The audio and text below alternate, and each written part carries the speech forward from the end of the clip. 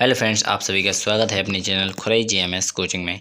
चलिए बिना टाइम खराब किए क्वेश्चन एट गेट अभ्यास पुस्तिका कक्षा 8 का जो गणित की किताब है अध्याय 1 आपने पहले देख लिया है, तो अध्याय 2 आप यहाँ पर आ चुके हैं और कक्षा 8 के और भी जितने विषय हैं उनको भी हमने सोल्यूशन पूरा करके डाल दिया है, तो उनको भी देखते रहिएगा। तो चलिए बिना टाइम खराब किए मैं इस वीडियो के माध्यम से आपको संपूर्ण सोल्यूशन प्रोवाइड करूँगा। तो चलिए यहाँ पर पार्ट 1 के बाद पार्ट 2 कंप्लीट करेंगे। पार्ट 2 का नाम रहेगा एक चर वाले रैखिक समीकरण। तो आपको बता दें इसे संपूर्ण हल करना क्यों आवश्यक है। तो इसके लिए आपको बता दें कि जो पेपर आपके आने वाले हैं उनमें इसी से क्वेश्चन 90% पूछे जाएंगे, तो वार्षिक पेपर में, तो इसको करना आवश्यक ही नहीं, बहुत ही ज़रूरी है।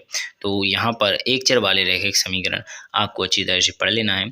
तो आप सोचेंगे ये पूरा पढ़ना मुझे पसंद नहीं है, क्योंकि आपके पास किताब है तो आप खुद भी इनको समझ सकते हैं और पढ़ सकते हैं। मैं सिर्फ आपको हर एक क्वेश्चन का संपूर्ण सलूशन कराने की कोशिश करूँगा। तो यहाँ पर आपने इनको अच्छी तरह से पढ़ लिया होगा और पढ़ते रहिएगा।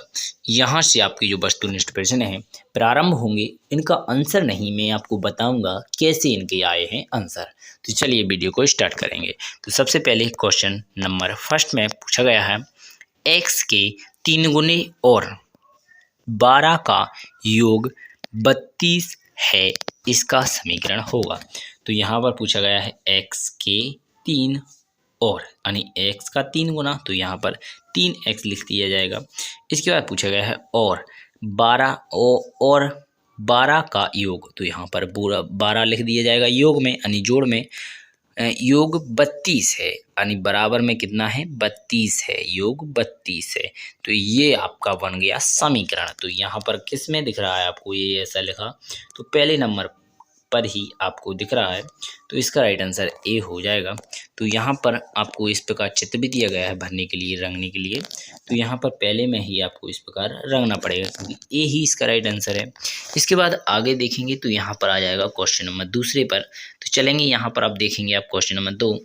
तो यहाँ पर आपको सिर्फ समीकरण बनाना था पहले में, दूसरे में आपको समीकरण को हल करना है। तो यहाँ पर पूछा गया है 3x + 2 = 13। तो इस प्रकार लिखेंगे 3x + 2 = 13। तो यहाँ पर जो माइनस की संख्या है वो उस तरफ जाएगी, सॉरी प्लस की संख्या है वो उस तरफ जाएगी, तो आपकी माइनस की हो जाएगी। तो यहाँ पर 3x रह जाएगा, वहाँ पर 13 - 2 हो जाएगा, घटा दिया जाएगा, तो यहाँ पर 11 बच जाएगा। तो यहाँ पर आपका 3x हो जाएगा। तो आशा करेंगे यह आपको समझ में आ रहा होगा।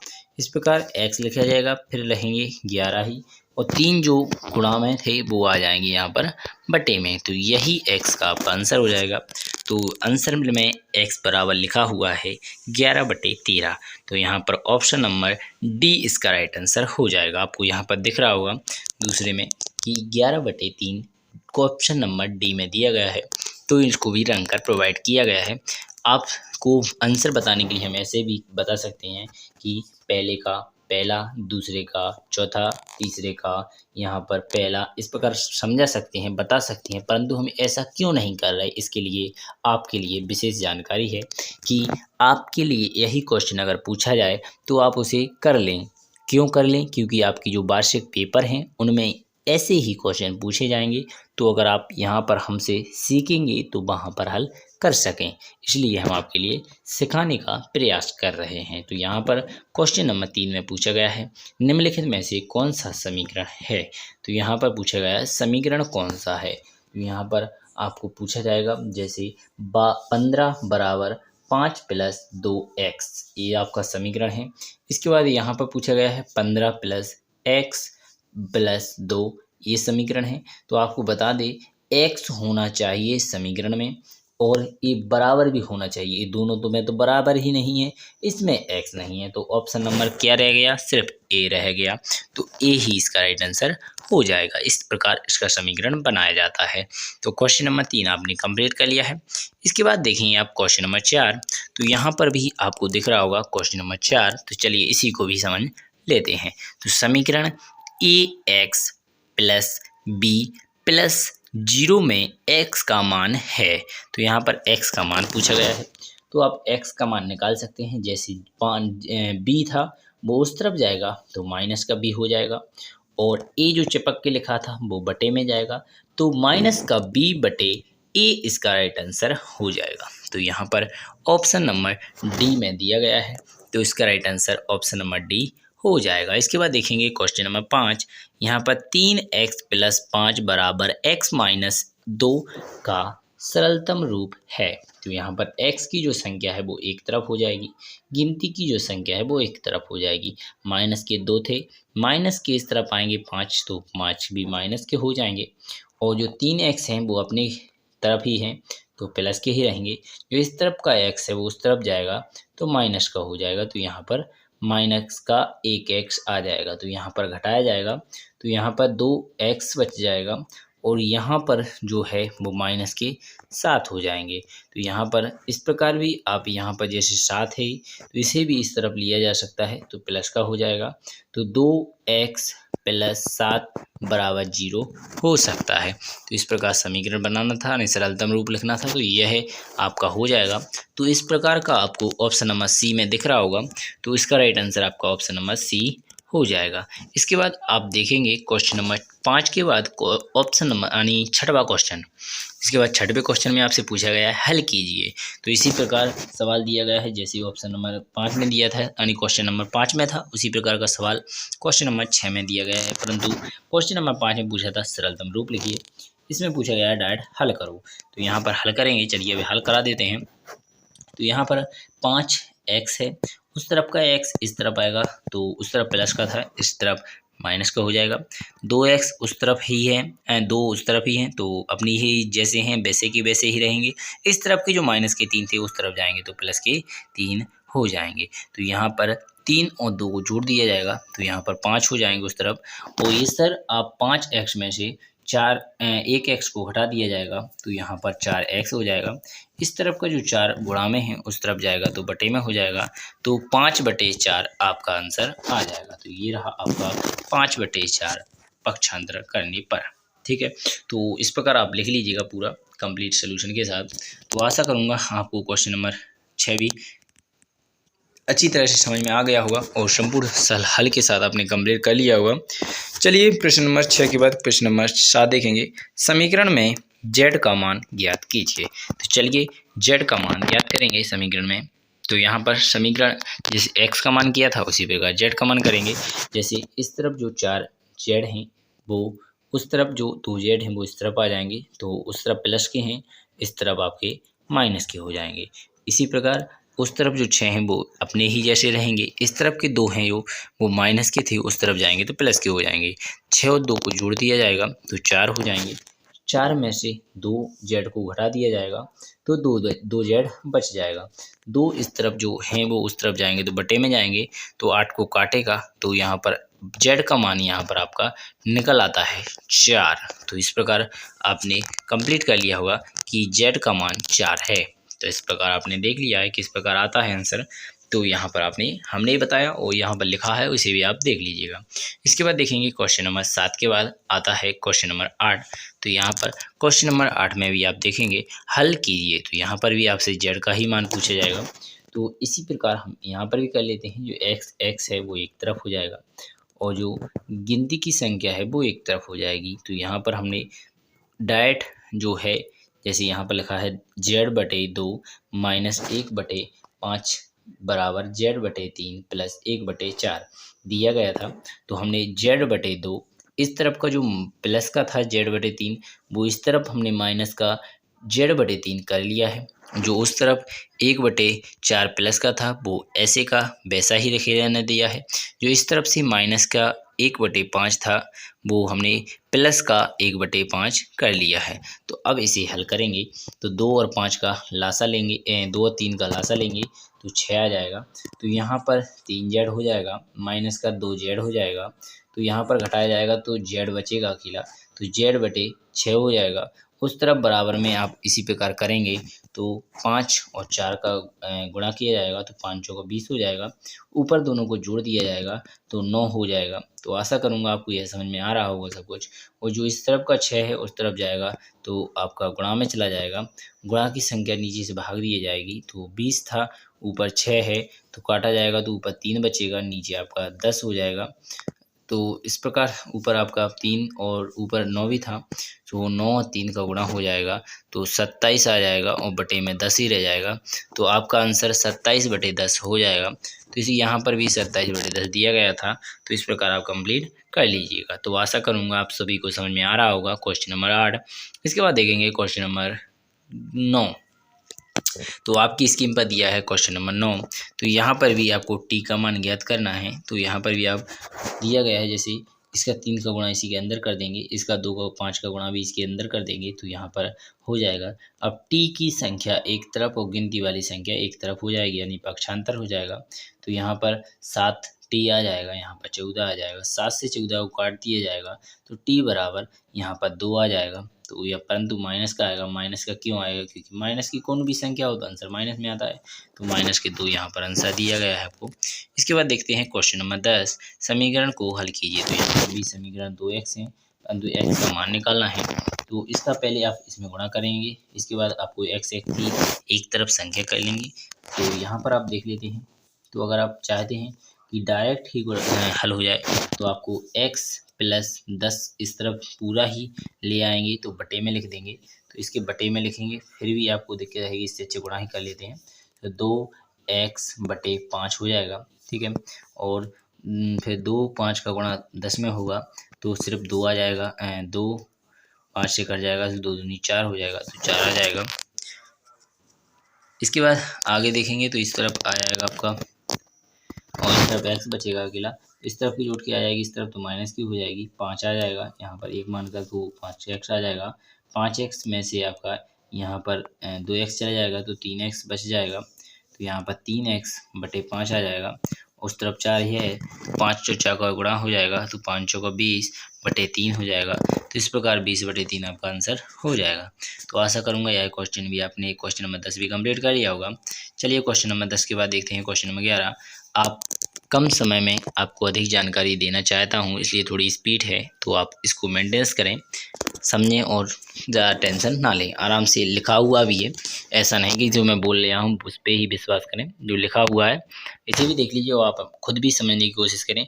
जो समझ में ना आए उसे वीडियो आराम से या किसी प्रकार देख लीजिएगा, तो आराम से समझ में आ जाएगा, ठीक है। वीडियो को आगे पीछे भी कर लिया करें, जो समझ में ना आए उसे आप देख सकते हैं। और जो ये ज़्यादा बेहतर तरीके से जो बिल्कुल नहीं आ रहा समझ में आपको, तो उसके लिए कमेंट बॉक्स भी है, वहाँ पर कमेंट भी कर सकते हैं कि सर ये आपको ने अच्छी तरह से नहीं बताया, मैं आपको स्वयं अपने माध्यम से अलग से प्रोवाइड करा दूंगा, ठीक है, यानी अच्छी तरह से समझा दूंगा। तो यहाँ पर आपका जो समीकरण क्वेश्चन था ये आपसे बहुत ज़्यादा पूछा जा रहा है, तो इस क्वेश्चन को भी आप यहाँ पर देख सकते हैं। जैसे हमने इसी प्रकार ऐसे कर दिया था, पहले 2 का इसमें गुणा कर लिया, 2m हो जाएगा। फिर 2m का गुणा यहाँ पर कर लेंगे तो इसका चिन्ह बदल जाते हैं। तो इस प्रकार आपने इसे भी कर लिया। तो यहाँ पर आप पूरा कंप्लीट लिखा हुआ है, आप यहाँ पर देख सकते हो, इसे हल कर लीजिएगा, ठीक है। तो आशा करेंगे आपको यहाँ पर समझ में आ रहा होगा, क्योंकि इसमें x की एक तरफ कर लेते हैं। जैसे ABCD की जो संख्या है वो एक तरफ, वो गिनती की संख्या एक तरफ की जाती है। और इस सवाल को समझना बहुत ही ज़रूरी है, क्योंकि ज़्यादा मोस्ट क्वेश्चन माना जा रहा है इसको, कि बहुत ही ज़्यादा मोस्ट है ये क्वेश्चन, ठीक है। तो इसे आप अच्छी तरह देख लीजिएगा। चलिए मैं थोड़ा आपको बता देता हूँ। जैसे 2m का गुणा m का गुणा 2 में कर लिया जाएगा तो 2m आ जाएगा आपका। और माइनस की जो m है वो यहाँ पर m-1 ऊपर लिखा हुआ है, इन दोनों से ये माइनस है वो चिन्ह बदल देता है। जैसे जो m थी वो प्लस की थी, वो माइनस की हो जाएगी। जो एक माइनस का था वो प्लस का हो जाएगा, ठीक है। इस प्रकार इसे किया जाता है। बटे में 2 का 2 बना ही रहेगा, और ठीक है। तो इस प्रकार आपने इसे कंप्लीट सोल्यूशन के साथ समझ लिया है।